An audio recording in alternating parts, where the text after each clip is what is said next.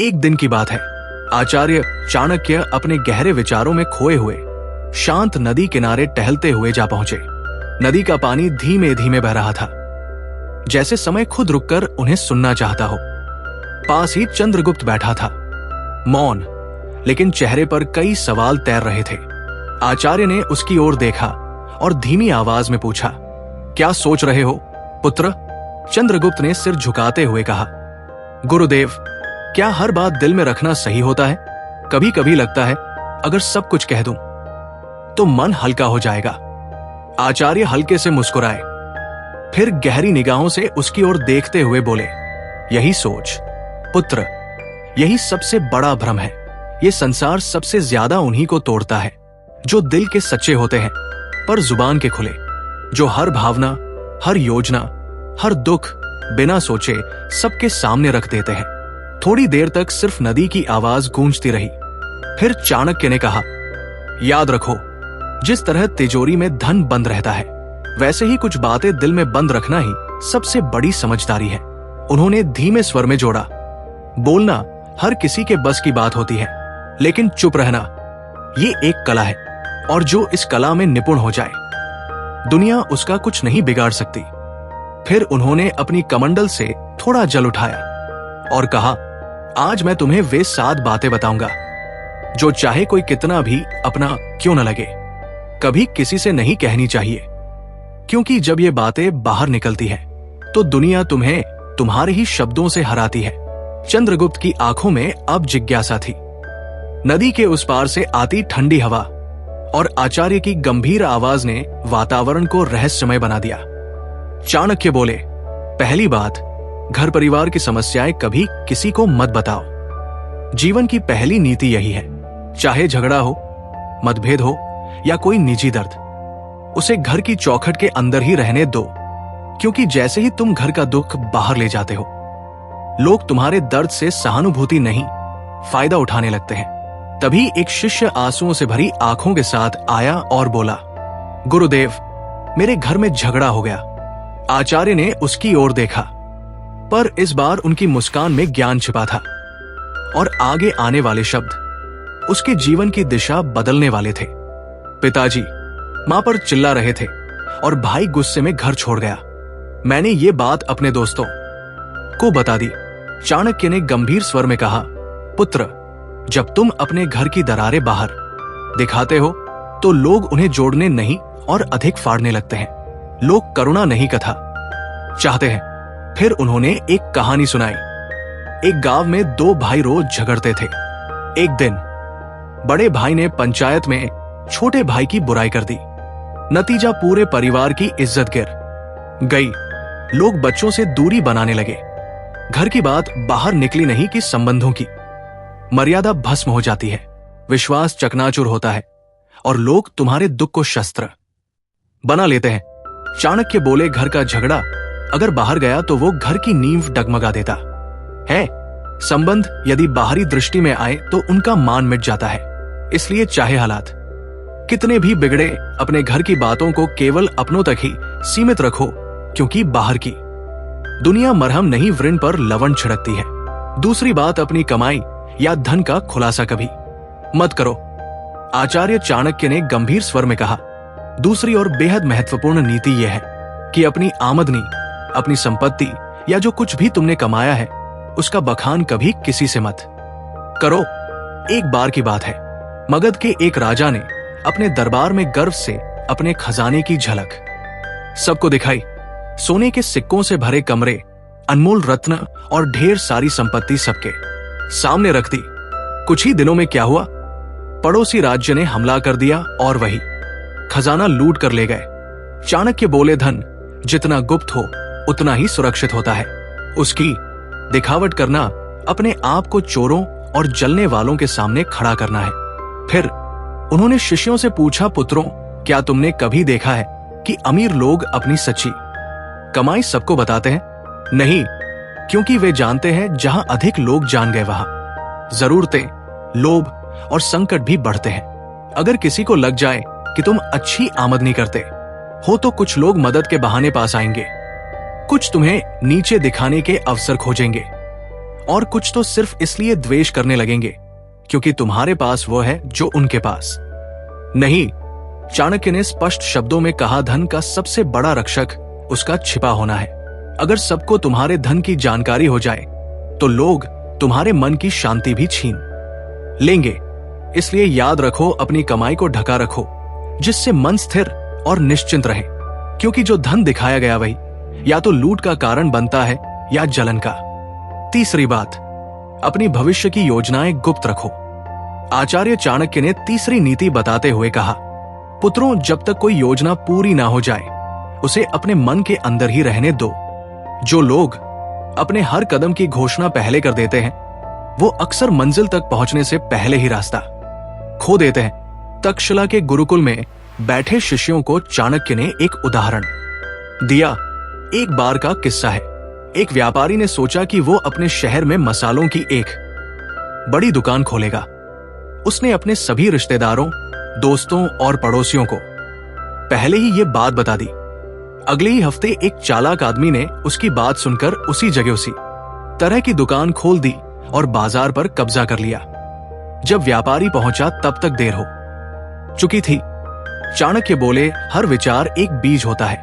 अगर उसे बोने से पहले ही सबको बता दोगे तो कोई उसे मसल देगा या तुमसे पहले फल ले जाएगा। योजना की असली शक्ति उसकी चुप्पी में होती है। उन्होंने आगे कहा, ध्यान रहे, तैयारी का समय दिखाने का नहीं होता। काम पूरा होने के बाद ही बोलना चाहिए। जब तक सफर चल रहा हो तब तक चुप रहो। तुम्हारा इरादा, दिशा और अगला कदम ये सब तुम्हारे अपने होते हैं। इन्हें सबके सामने लाकर तुम बेवजह का बोझ और आलोचना अपने सिर ले लेते हो। आज की दुनिया में भी यही नीति लागू होती है। कोई नया काम शुरू करना है, कोई योजना मन में है, व्यापार शुरू करना है या नौकरी बदलनी है, तब तक किसी से मत कहो जब तक वो काम पूरा ना हो जाए, क्योंकि ये दुनिया ना तो योजना की रक्षा करेगी ना ही असफलता की जिम्मेदारी उठाएगी।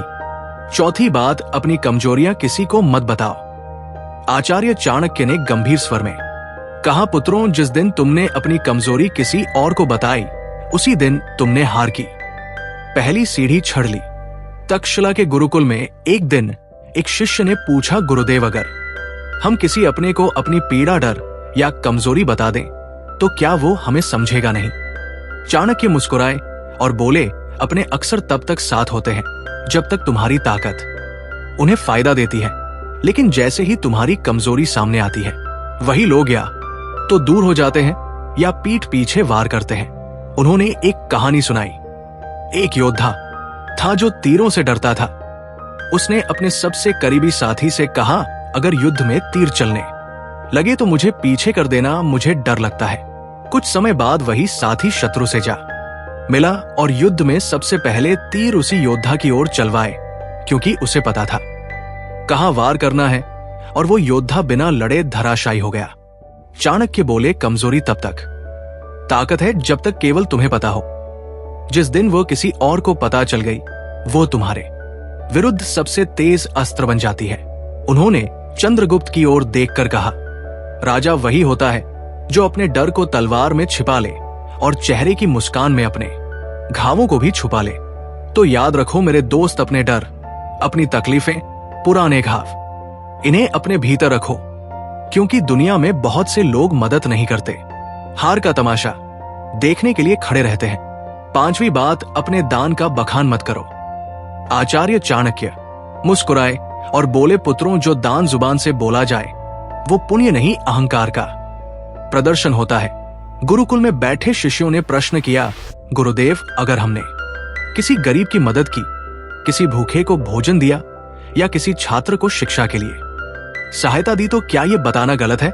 चाणक्य ने शांत स्वर में कहा, जब तुम दान करते हो और फिर उसी का प्रचार करते हो तो वो मदद नहीं रह जाती, वो तुम्हारे घमंड को बढ़ाने का तरीका बन जाती है।